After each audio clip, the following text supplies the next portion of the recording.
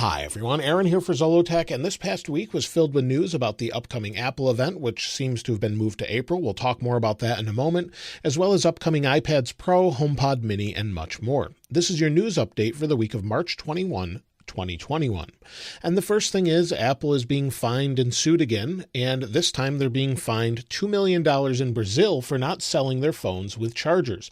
They include an adapter in the box to charge with, but no actual plug for the wall, saying that everyone has that. The Brazilian agency informed Apple that selling an iPhone in the country without a charger in the box is a violation of their consumer defense code, so they get sued $2 million. There's also a new lawsuit against Apple for the butterfly keyboard. So if you have one of the MacBooks with a butterfly keyboard, just like this one, where you might have a 2016 MacBook where you have the butterfly keyboard, the spacebar isn't working, the lawsuit says that Apple knew about this and didn't do enough to fix it or remedy the problem. Now, they did try different versions of this, so they tried to fix it and then basically gave a long warranty, 4 years, for anyone that's experiencing the problem. Maybe they'll cover it longer than that, but the suit covers anyone who purchased a MacBook with a butterfly keyboard, so 2016 up to about 2020, in California, New York, Florida, Illinois, and New Jersey, Washington, and Michigan. And so if you're in one of those states, you may be able to get some money for this. However, Apple has extended the warranty, and if you have the issue, they'll just fix it for you. However, mine hasn't failed, and it's a 2016, so there's definitely some out there still working.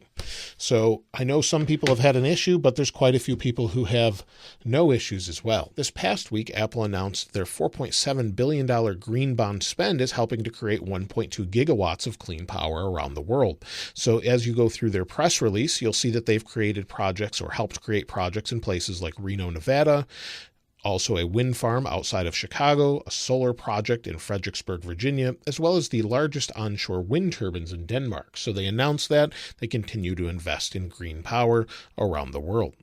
Now, as far as products this week, Apple discontinued the iMac Pro and the HomePod, along with limiting the availability of the 512 gigabyte and 1 terabyte models of the 21.5-inch iMac. That's no longer available.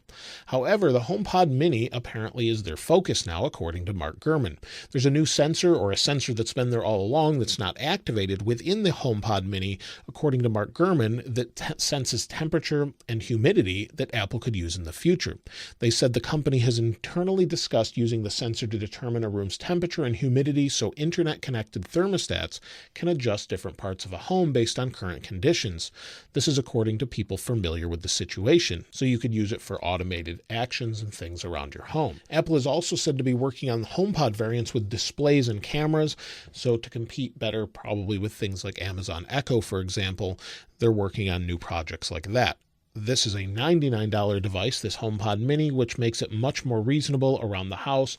And if you have different variants, that seems to make sense in the future, since Apple focuses a lot on privacy. So things like switches, like the Google Homes have, would be much welcomed to turn off the microphone, for example, but it's nice to see them continually working on HomePod, although I am hoping for a larger HomePod 2, for example, since that sounds much better than this. Now, over the past few months, quite a few people have been saying we'd see an Apple event as soon as March 16th, and then later March 23, and then we never saw any invites for that. So at this point, it looks like we're not going to have a March Apple event, and the same people are saying we'll have an April event. So right now, it seems like nobody really knows for sure, but there are some products coming very soon. Every year, Apple releases new products around March, usually iPads and more. So we're expecting iPads Pro, maybe some new AirPods. I've talked about those at length before, where we'll have redesigned AirPods 3 or AirPods Pro, and then also maybe some new iMacs as well, with the discontinuation of those iMacs I already mentioned. So I'm looking forward to those, but it seems like there may be an April Apple event, but so far, no one seems to know exactly when that would be, so we'll have to wait and see with that. Now, with the iPad, many people are saying that the 12.9-inch iPad Pro will get a refresh this year and have mini LED displays instead of its current LED backlit display. So the mini LEDs would allow it to have different zones, to have brighter brights and darker darks, as well as maybe some better battery saving capability. We'll have to wait and see with that.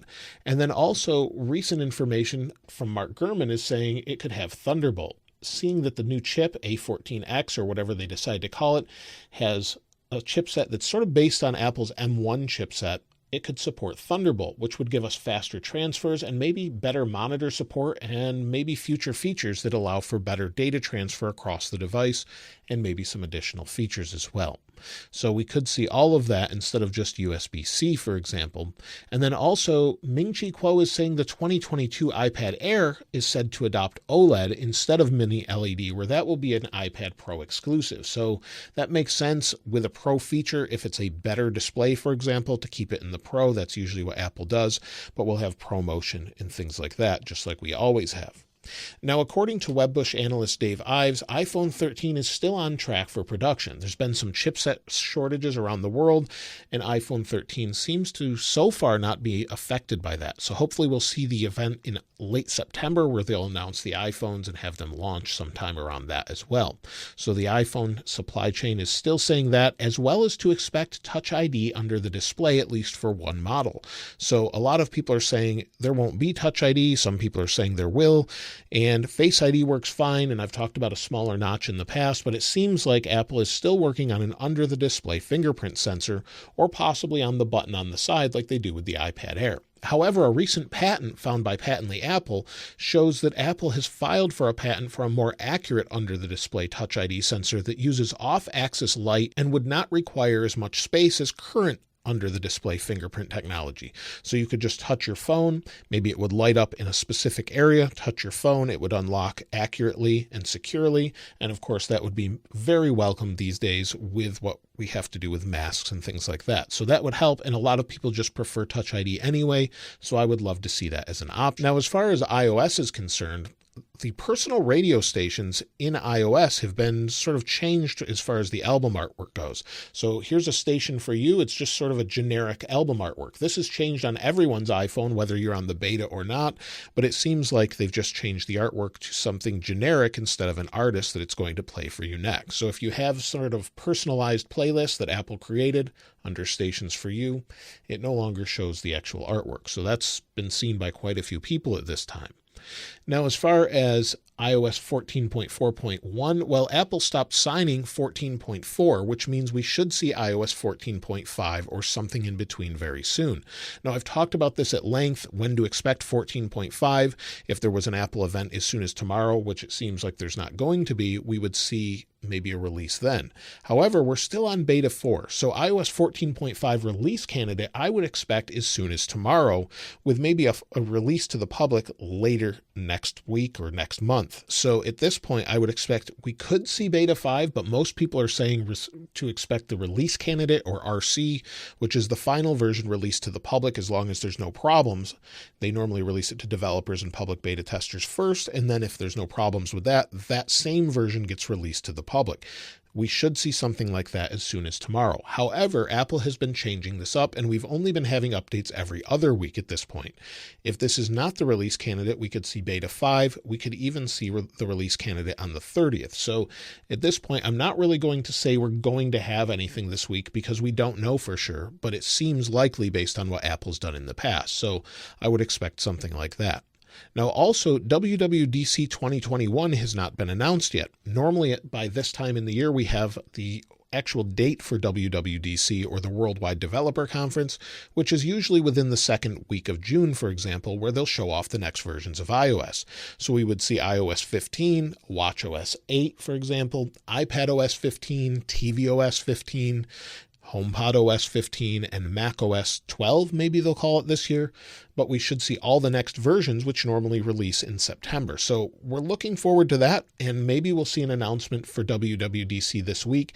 It's kind of late based on what they've done in the past, so I would look forward to that very soon, letting us know when to expect that announcement for developers. So I'm looking forward to that, of course, just like many of you are. Now, I've talked about the new Macs at length and what to expect, and someone has found a crash log from Xcode that seems to reference a new iMac. Now, we've talked about the iMac, where it might have different colors. It will look more like a Pro Display XDR, and according to the crash log, it looks like there is indeed an iMac running an M1 or M1X based processor, for example. So it looks like we could see this very soon, and obviously it's in testing, so we're just waiting for them to release it.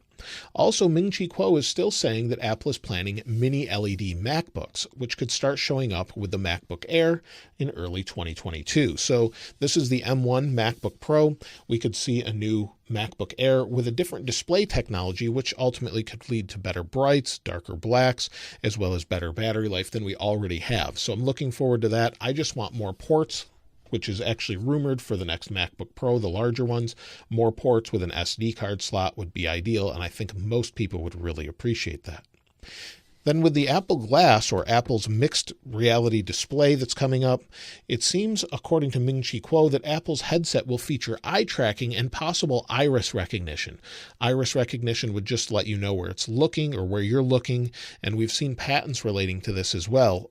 But the eye tracking feature would let it know where you're looking at, what you're looking at, to give you more information based on that. Also, it's said to have iris detection, and maybe that has to do with security, sort of like a Touch ID, but for your eye. So maybe we'll see something like that.